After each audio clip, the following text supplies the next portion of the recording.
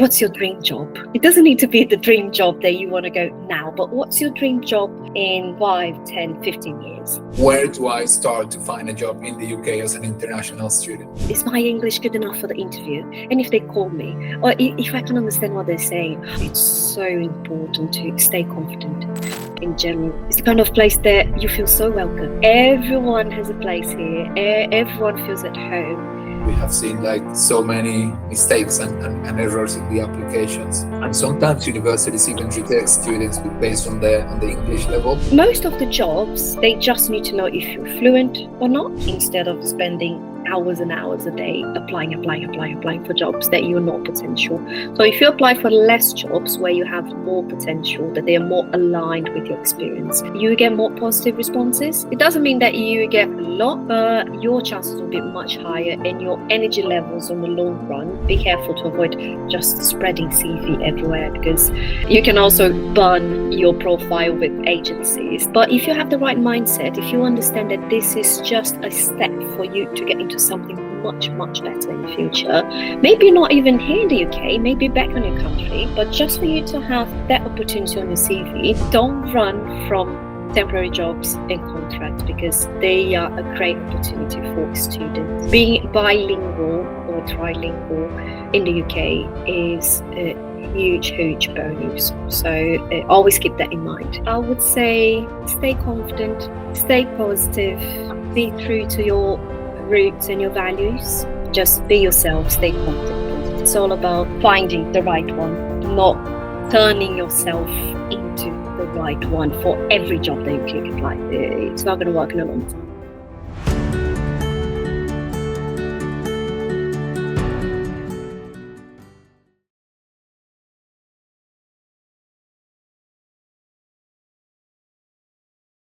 Good morning, good afternoon, everyone.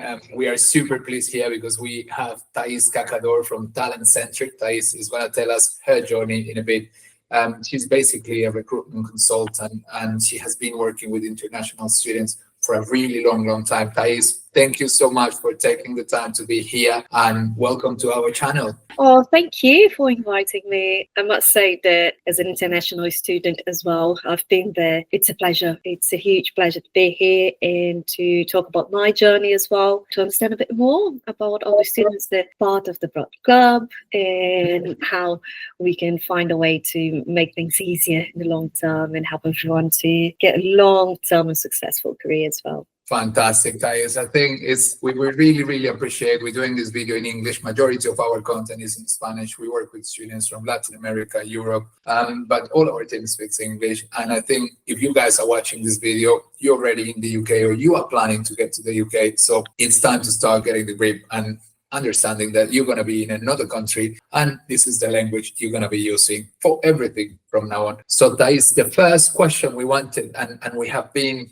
checking our social media, and everyone is going on the same question. It's like, where do I start to find a job in the UK as an international student? It sounds very obvious and it's a very broad question, but we receive this question pretty much every single day. I think you're right. It sounds obvious and simple, but most people get it wrong.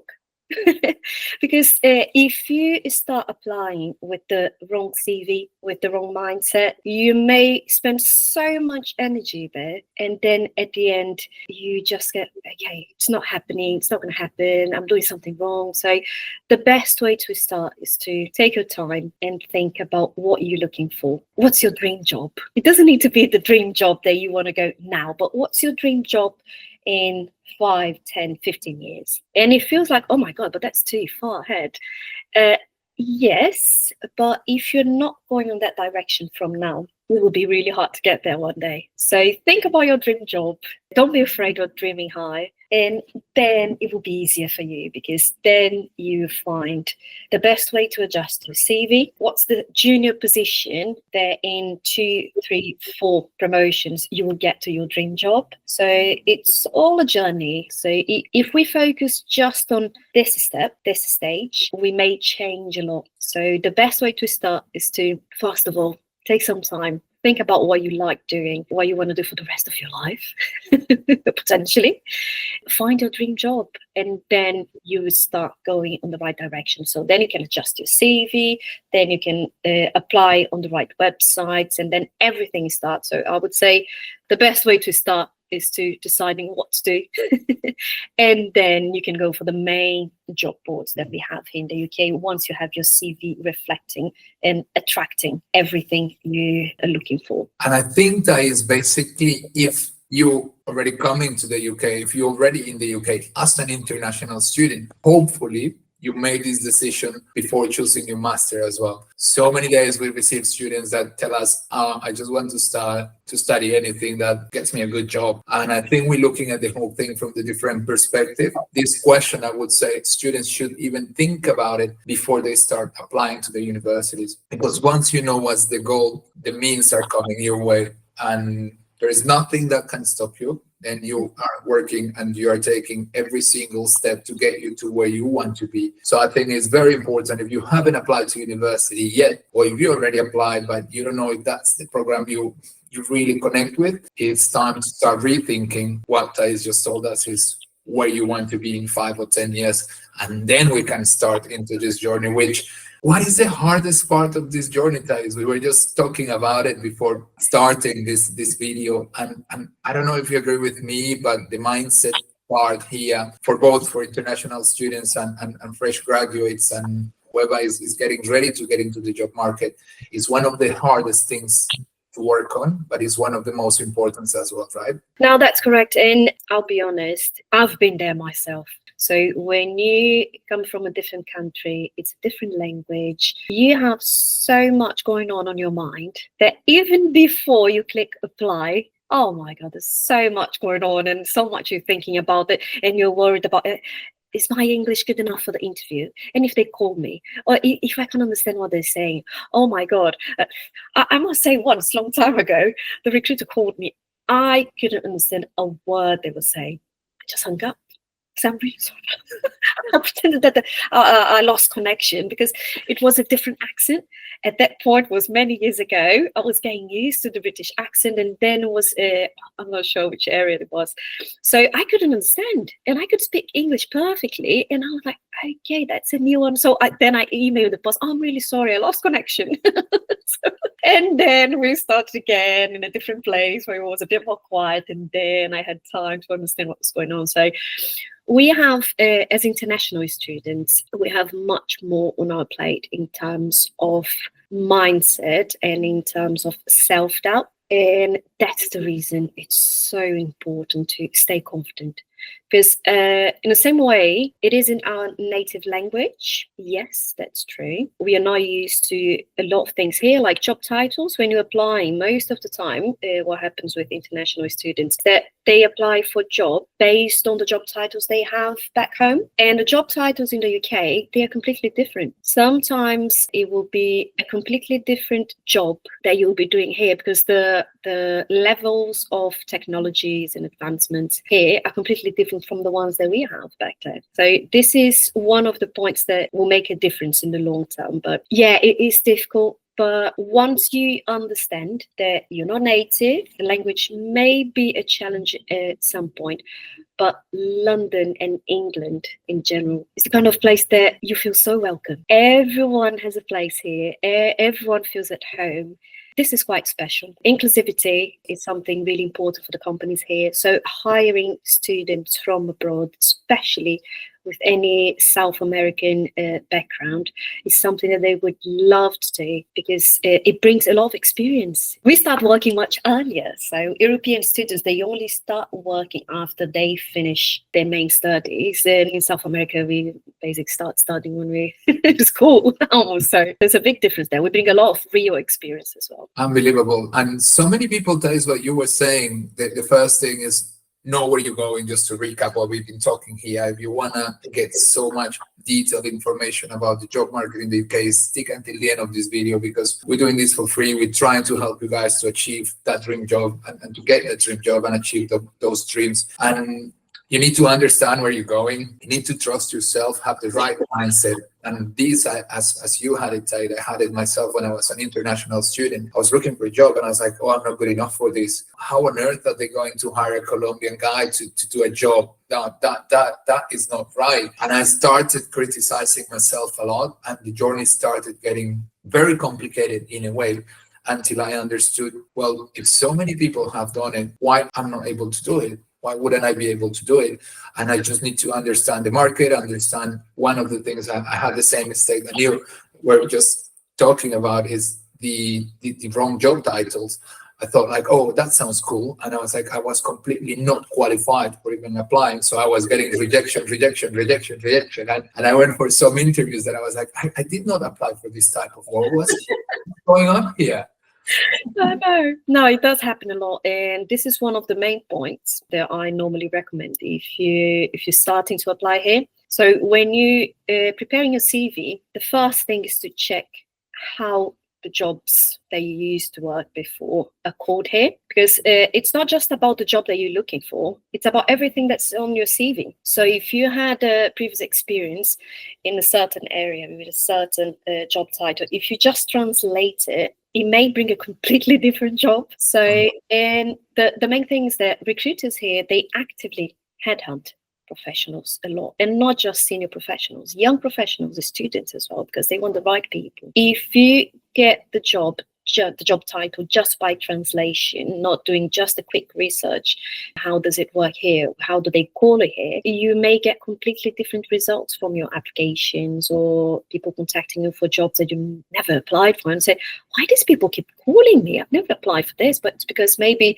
the translation you used on your CV for your previous experiences is bringing something different, or is limiting your opportunities for the future. So just go to Google, type it there, how this professional, this job title, Spanish or Portuguese, is called in England. And another thing is just not in English, but say in England, because American job market may call in a completely different way. So make sure that you put in there, how is it called in the UK, because here things are called in a completely different way. So that is a huge tip, Thais, because we have seen even when students are applying to universities, they still keep their CV with American English. You guys are coming to the UK, you are going to tackle the UK job market. Your CV needs to be optimized as much as you can for every single job you're applying, and understanding the journey you're going to go ahead. So I think that is a super, super useful tip. We have seen like so many mistakes and errors in the applications. And sometimes universities even reject students based on the English level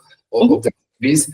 And you're applying for a job, so that's super obvious to say, like you don't want to have typos, you don't want to have a structure that is British, American, Canadian, all mixed up, because it doesn't look that professional. Yeah. So I think also another quick tip in terms of language, there's no need to go too much into details. Oh, my conversational is B1, my in writing, I'm C2. Most of the jobs, this is university-wise, they do need specific details in terms of your levels, depending on the course you're going. Professionally, they just need to know if you're fluent or not. So when you put too much details in there, it feels like you're not fluent. So they start questioning, is this person really fluent enough to get the job done? Because they're saying here that their writing skills are this. And maybe it's something that you just have a Grammarly or any sort of grammar tool to help you there, and you feel like you can't do it 100% native level. But if you look into our native languages, look at your WhatsApp now and find me one single conversation where you don't have some sort of abbreviation that doesn't exist at the dictionary. So this is the kind of thing that we need to understand, that even here, native speakers, they will write it wrong. They will have typos. So don't panic.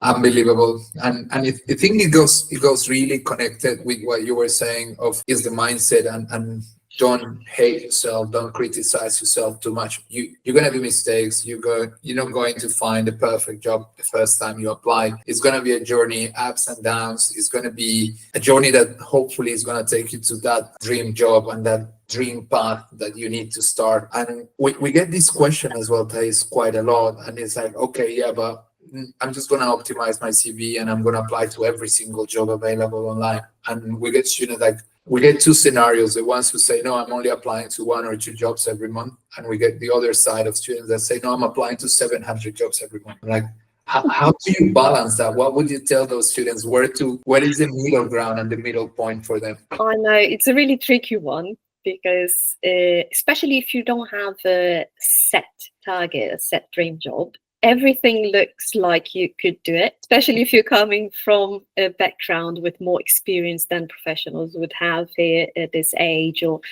But I think the best way is to set a limit. And another reason is it's counterproductive, because it's so easy to spend hours and hours every day just going through job boards and looking, because you have LinkedIn, you have Indeed, you have Read.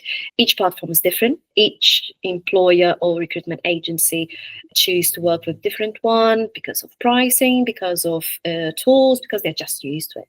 So it's important to look on different platforms. But what I would say is, first of all, set your limit. In terms of application volume, will normally just get your self-esteem right down, because you start receiving those template emails. Oh, after careful consideration, unfortunately, we decided to go ahead with other candidates. So when you get the email, you don't even need to open it. You just see, unfortunately, on the first line, and say, okay, one more. One more. Yeah, and this, you say, oh, no, I don't mind. But deep inside, it does put your confidence down. So what I recommend, set a limit, let's say 2 applications a day, maybe, just for you to stay there connected, have an idea about what's going on in the market, salaries, but don't spend more than an hour, or even if you're learning from the jobs, but more than 1 hour, because looking for jobs can be a full-time job in terms of adapting CVs and everything. So have you spending more time in adjusting your CV and improving your skills, instead of spending hours and hours a day applying for jobs that you're not potential. So if you apply for less jobs where you have more potential, that they are more aligned with your experience, you get more positive responses. It doesn't mean that you get a lot, but your chances will be much higher, and your energy levels on the long run will remain much more consistent, I would say, because it is a long journey. So it could happen in a few days, a few weeks. I saw people get hired in 2 days. They had the first stage and the second stage together. They got the offer the next day. So it does happen, but it could be a long journey as well. It could take months.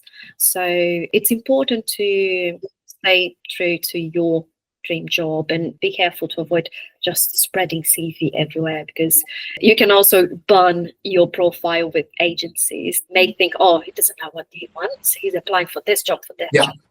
And then they may not contact you for any job that would be the right profile for you. And it goes exactly the same way for university studies. When a student applies to 20, 30 universities without even knowing which program they really want, they're going to get a rejection straight away. So guys, this is gold here, what Thais just told you. Do not burn your profile as a candidate. Be really careful where you're applying, how you're applying, which documents you're using, how optimized, where is your CV, do you understand the type of job you are looking for and you are applying to? Because this is going to make a huge difference, rather than sending 200 applications every week, going nowhere and taking it nowhere. And Thais, now that you talk about this of burning your CV and applying to roles that are non-related, I think it's really aligned. I think looking for a job is, you need to align every single aspect of the journey, from your goal, your CV, your mindset, the type of jobs you're looking for. But everything goes down to how you started this interview, is where do you want to go, right? Yeah. No, that's correct. Once you have a clear plan, you can't change the plan along the way. So you may have a plan, and then you find out, okay, this one looks a bit more exciting, so let's adjust the plan slightly. That's perfectly normal.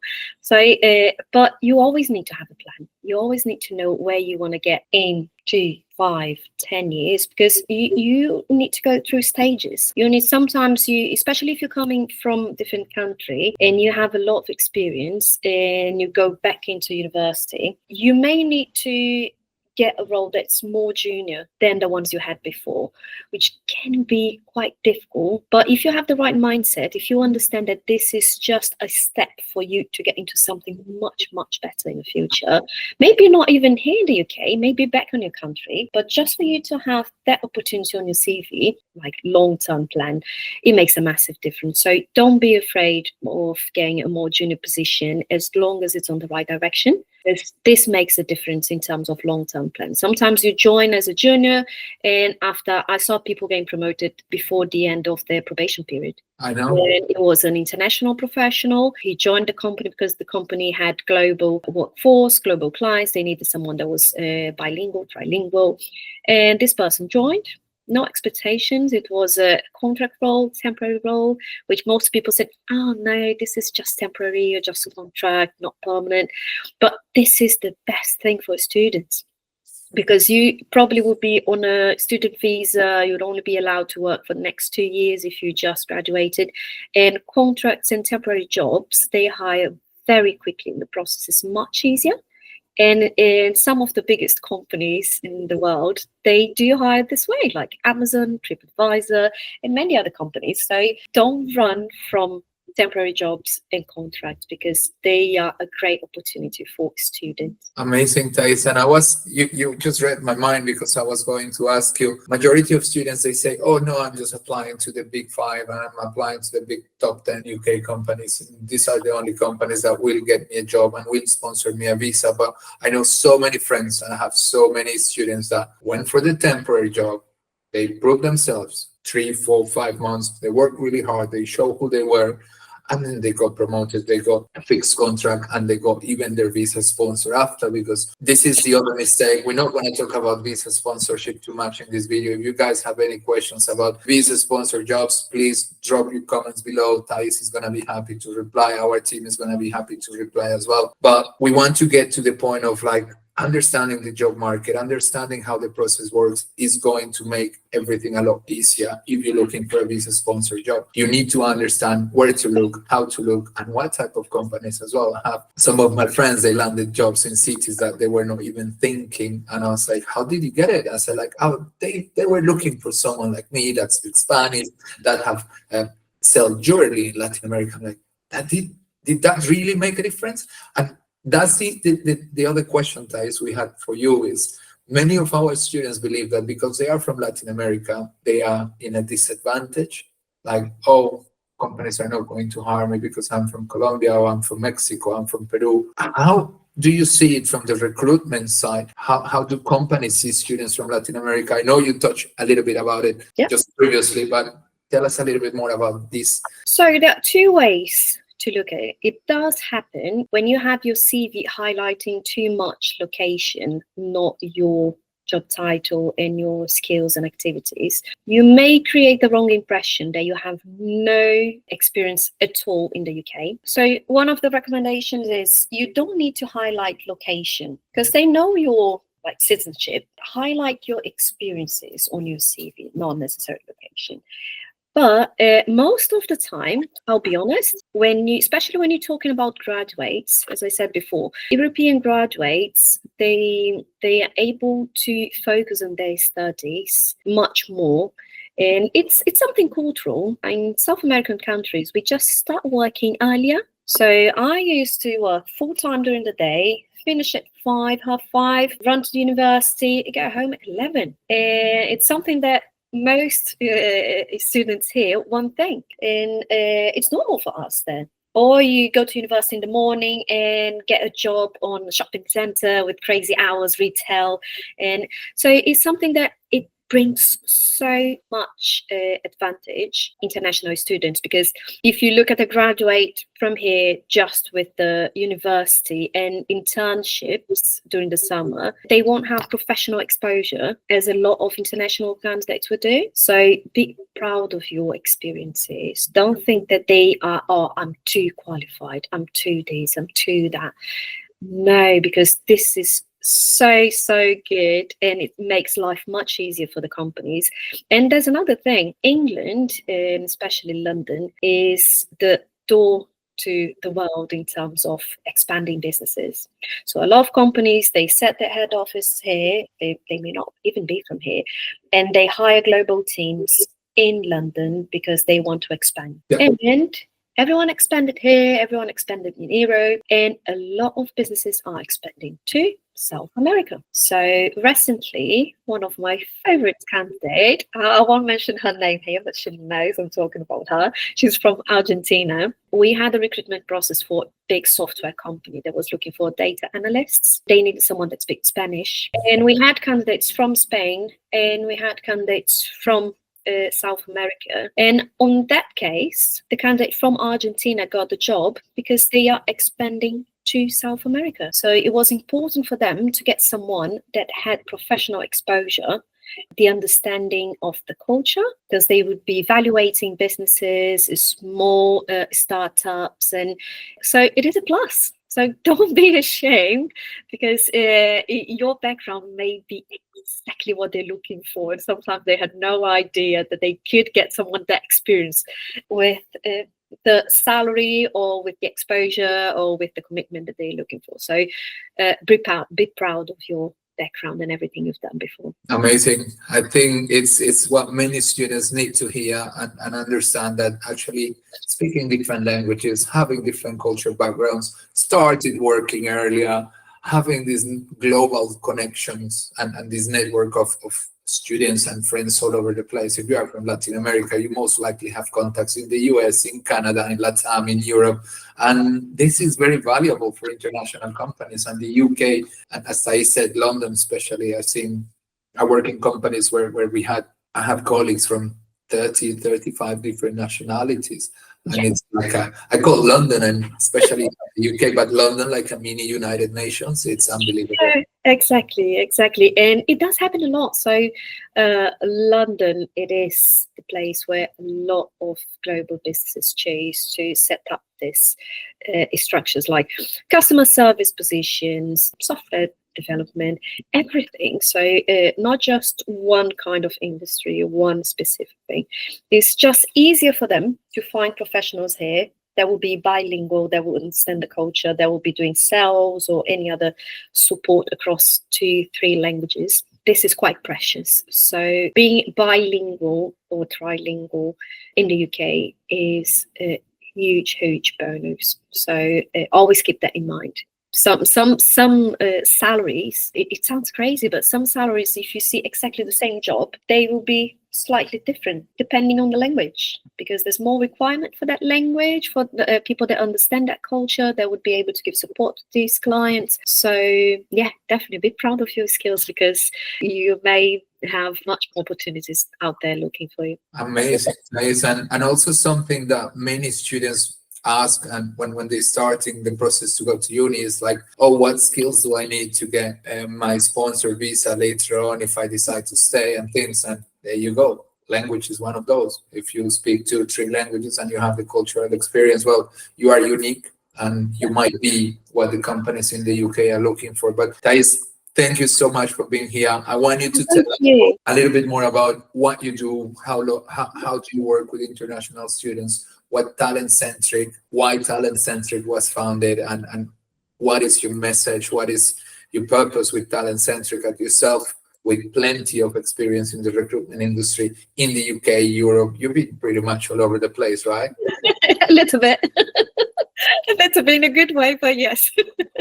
So here at Talent-Centric, we do have a different approach to recruitment and talent. So one thing before we go that I would say that's quite important to highlight for international students, because it's something that we normally don't have there. Remember to register with recruitment agencies here. This is for free. You just contact them, look for the ones that recruit for the areas you normally work with, technology, sales, or accountancy, which area you normally work.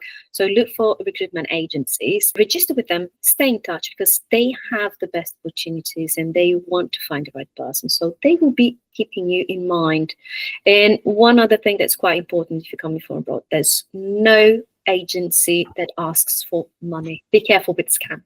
So it does happen a lot. So keep this in mind. Talking about Talent-Centric, we try to keep things in a different way. We are much more focused on mindset, on people, instead of the craziness of numbers that normally comes with recruitment here in the UK. So on the recruitment side, we assist companies also in terms of employee retention, in terms of employee satisfaction. We only work with companies that they are focused on their team well-being as well. So this would be from great places to work. It could be a minimum score at Glassdoor. So companies that they do prioritize their team to achieve more. They don't need to give up and drive people crazy to get better results. So the companies that look for this balance. So this is the kind of business that we work directly. We also have some partnerships with other agencies. So we do have jobs that they are not directly with us, but we do recommend our students as well. We have the career coaching side. So the career coaching side comes from my personal passion in making life easier for everyone that's been there, either just a graduate or someone that's 10, 15, 20 years experience, somehow is facing a challenge. So it could be just a CV review. It could be someone that struggles with interview. It could be the whole process.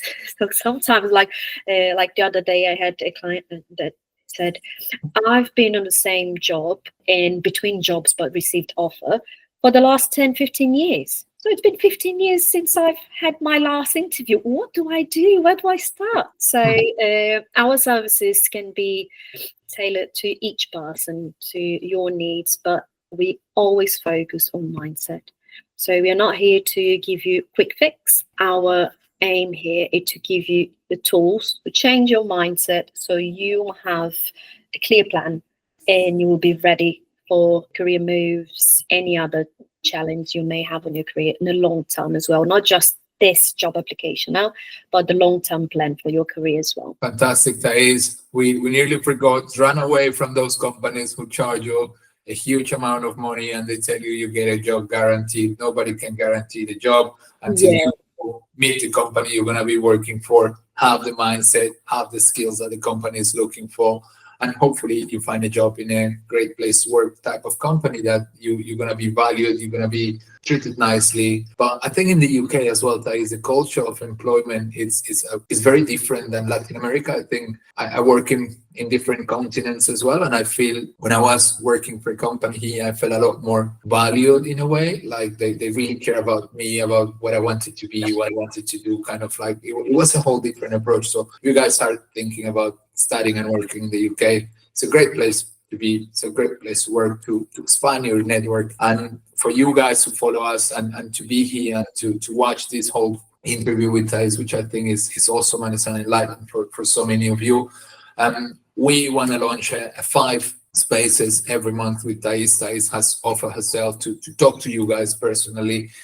So we're going to leave the link in the description of this video. If you guys want to have a quick 30 minutes chat, it could be in person, online. Thais will be dealing with you, understanding where you guys want to be, where you guys want to go, and how to make it possible. And then if you feel like you are the right fit to work and Thais can help you, and Talent Centric can be that helping hand that is going to guide you through the process, settling and getting a good job in the UK, more than welcome. And I think there is one last thing you have to tell international students who come to the UK in this journey. What would it be? Like only one sentence that you say, look. I think it's a tricky one, but I would say stay confident, stay positive, be true to your roots and your values. Because when we move into a different country, sometimes we forget completely who we are, our values, because we try to fit in the culture so much that we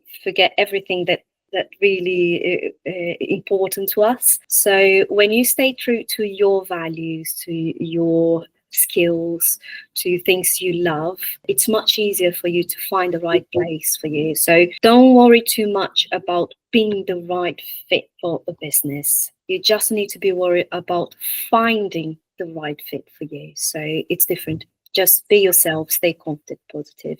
Yeah, it's all about finding the right one, not turning yourself into the right one for every job that you click apply. It's not going to work in a long time. That was beautiful, Thais. I met so many people hate their jobs and they're like, oh, I don't know why I even sign up for this. Stay true to yourself. Look for something that makes you happy, that aligns with that life purpose you already discover or you're discovering. That is the most important thing. I still believe the UK is a great place to work. I think the UK is a great country to gain experience. If you want to launch a business, as Thais said, this is the hub for global expansion for majority of international companies. We have so many students that we're proud of their journeys. When we talk to them after 3-4 years, it's like, wow, how did you get there? It's like, and my mindset and everything I wanted is kind of coming true. So hopefully we can help a lot more students to get through that journey. And once again, thank you so much for being here, guys. Thank you. The pleasure. If you want to see Thais more often here in the channel, please drop your comments, any questions you may have. We might do another session like this to bring different topics. But thank you so much for talking to our students, Thais. I think the tips you gave them are gold. You need to rewatch this video, save it, go through it again. We talk about different search engines, how to optimize your CV, how to understand the job market, where do you need to go, how do you need to start, how do you need to prepare, and how do you need to stay motivated throughout the whole process. Thais, thank you so much for the help. And we look forward, guys, to seeing you registering to get a free call with Thais, and then hopefully getting that perfect job in the UK. See you guys. Bye.